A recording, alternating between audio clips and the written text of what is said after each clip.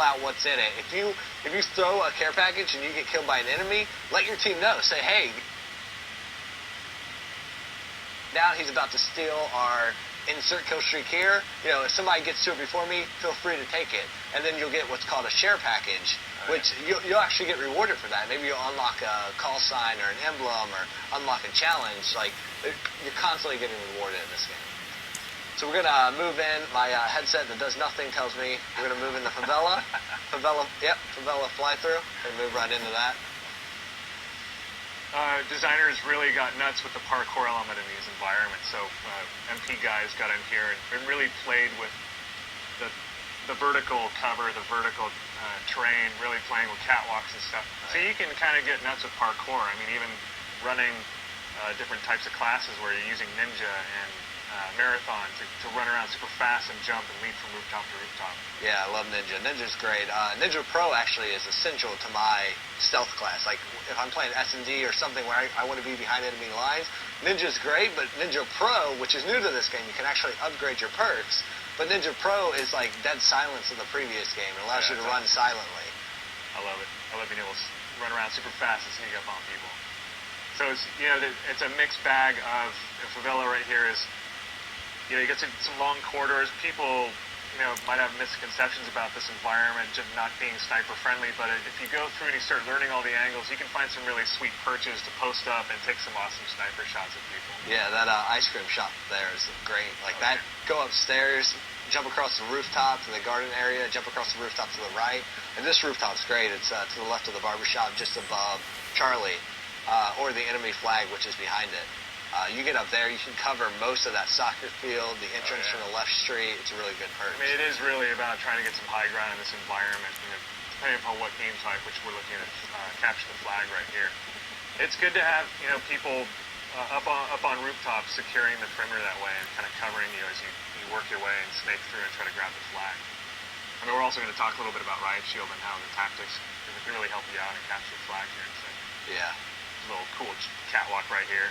Great play. I mean, as always, it's great to put sentry guns up high. This level's really just riddled with some awesome opportunities for sentry guns. Yeah. This is a good flyover. This is going to give you a good run path. Like, so here's the enemy flag. You grab that bad boy. You grab it. You start heading out. You can run up the stairs there, go through the shanty town, cut through the center or the far left. Like, there's right up the middle right here. Right up the middle. You can weave through there. Most of those buildings are emptied out, so you can actually, you know, make your way through there so you're not running out in the open streets exposed to fire. It's also a level that is just one big hill, so which is with capture the flag, it's cool because you get to switch sides between rounds, so no one's at a disadvantage. You get to play both ends. But if you're uphill, grenades roll downhill. Yeah. So you can imagine, you know, there's some good qualities about being uphill. You know, try to gain the high ground and then stay with that. Yeah, we like, on the objective game types, we always want to keep it balanced. So we never want you to feel like, oh, I only lost that because you have the good spawn. There is no good spawn because half-time, after the round's over, you now switch sides and do it all over again. So that's how you win the game, is you have to, you know, win from both sides. Yeah, and then, you know, just to sum up, this level's filled with nooks and crannies and angles that you're going to spend tons and tons of times trying to really find those sweet angles that you can post up and get people with. Yeah, I love this map because, you know, you get those people who are so used to using a heartbeat sensor, and a heartbeat sensor is proximity based, so you know somebody's next to you, but you don't know if they're like on the other side of the wall, if they're on the second floor or the rooftop. So this map's great for, you know, balancing out people who rely heavily on that, because they come in expecting you to be on the ground floor, and then you jump down from the roof and knife in the back. Ninja's good for that. So we're going to jump right into our Flag Runner video that we released a little while back. It's a great example of how to effectively work as a team on Favela for Capture the Flag. We'll call out some special things. Like, so you see these guys have it right. You have a guy up in the AC-130 using the cannon to loosen up enemy defensive positions. I mean, we can't hear, you guys can probably hear me now. But there's a lot of voice chat going on, good cooperation between the teammates. And the one thing that we haven't discussed is being able to save up your kill streaks. Yeah. What comes in really handy in a game type like this. If you can save up everything, that's an FMJ coming, full metal jacket coming through right there. But if you can save all that stuff up and use it at the right time to really help your team out, it comes in nice and handy. Yeah, you can see up in the left-hand corner how you always have a status update on where your flag is and the enemy flag is. Yeah. So you can see, okay, oh, my flag's safe at home. I don't need to worry about that. It's a constant update, so you're not have to call out, oh, where's our flag? What's happening? You always have check your HUD, check your surroundings to know what's going on. It also helps. It helps it so you can't just grab the flag and post up and camp. So you're exposed when you have the flag. It's out in the open. Everybody can see it on the HUD. It really helps keep the game going. So that was Flag Runner. Awesome. We're gonna switch into some Spec Ops. I just went through the 2 multiplayer. We'll just give you a taste of Spec Ops, and Spec Ops is our third game type we spend a lot of time on. It's our co-op. You can play it split screen at home on somebody with on the couch at home. You can play it on Xbox Live, or you can grab a solo experience and just play it like a single player thing, which has nothing to do. We've been telling a lot of people about that. It's its own thing. Yeah, you can see just even though the setting is still in the favela, the environment and the geo and the design is completely different from mode to mode, whether you're playing a multiplayer, single player, or Spec Ops. So this level in Spec Ops is actually elimination, so you have a set amount of enemies that you need to take out in the map.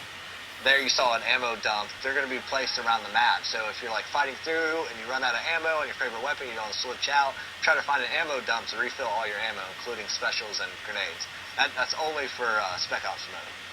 Not talking multiplayer here.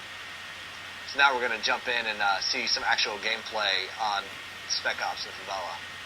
See if they work as a team. So yeah, we're going to see how hopefully not to do it right now. We'll see these guys kind of mess up, and then we'll kind of comment on what they're doing wrong, and we'll go into some successful gameplay, teamwork. Yeah. So again, communication. That obviously wasn't happening. I mean, that guy ran up right against some red barrels that were on fire. Lit it up. Opened fire, went down. I mean, especially in co-op more than anything, you have to communicate with your teammate. Let them know what's going on. Like, if you get put down, if your teammate goes down, you can actually have a chance to revive him. If you both go down, mission failure. So, like, you see he's down right now, but he's obviously not calling out where the enemies are. He's got an enemy right in front of him. He's just letting his friend get shot in the back. He's also, something that comes from multiplayer experience as well. You really want to secure a perimeter. So if your buddy goes down, you want to secure the area around him so you can go and revive him and bring him back up into the game. You just really want to make sure. He can also, from Last Stand, be shooting on the ground and crawling to you. So if you get down, you can crawl to safety and help your partner out a little bit. Yeah, if you go down, be calling out the guy who put you down. Did you kill him? Is he out of the room? Is he flanking behind your buddy? Is he covering your body? Let your partner know so he's not running into an ambush. And if you can, crawl out there. Get to a better position. Get to a covered position so your friend can come up and actually revive you. You need to be communicating the whole time and working together with this. Yeah. So whatever you're, when you go down, you'll have a pistol. If you have a Kimbo out, you use a Kimbo. So use that to your advantage because once they realize you still have a weapon, they'll keep firing on you and take your weapon away. So you gotta, get those shots off quick when you go down. So we'll roll into a successful gameplay or playthrough real quick.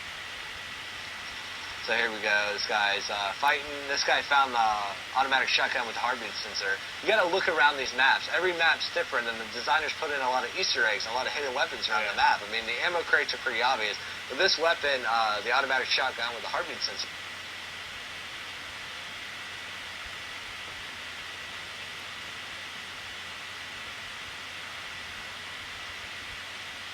Great for one guy figuring out guys are around corners, letting the other guy pop around and take them out. They're doing some really good, just covering each other here, it's co-op. When they're checking their angles, they're both doing some really nice. One's got they've got opposite angles when they go through, and he's covering that side. The other guy's got it's left and right cover from different points. That's really how you have to go through, especially on Veteran, where the amount of enemies that you have to take care of is larger. You've got dogs here. We'll throw dogs at you. Yeah, when you change difficulty, not only does the difficulty of the AI change, but also what we throw at you, we add layers on top of it. So on regular, you might just be fighting 40 guys, but on Hardened or Veteran, you're fighting 40 guys, and we're going to throw dogs at you and all this stuff. So you have to talk to the team and look around. Like in that map, we have hidden claymores around, which are really great for taking out dogs. Like if you hear dogs barking, especially if you've got surround sound, call out where they're coming from. Say, I hear dogs to the left. Maybe one of you can plant a claymore on the corner and then watch the other side in case a dog comes through there. Yeah, the AI is dynamic, and as you move into the Veteran modes, you're going to want to use that teamwork and set up trap points and ambush points on one side of the map and actually work with your partner or your buddy just to go around and flush them into those points. It can be a lot of fun. Yeah. Awesome. Well, it looks like we're going to jump into Live questions. live questions via Twitter.